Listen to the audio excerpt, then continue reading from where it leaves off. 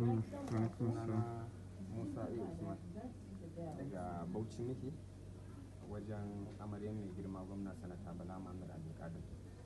Ganin wannan bidiyo naki da yake zagawa daga dacewan ta taimaka miki wajen wannan kuɗi da kuke nema na jinya da Allah ya ɗora miki, kuma ta ce isar miki da wannan sako na wannan kuɗi da ta bamu.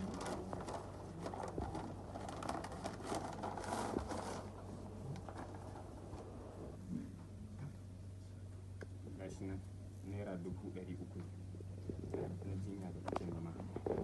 Gani yadda yake zagawa a social media, an turo shi cikin wani kafa namu na Bauchi da ta gani ta ga dacewan ta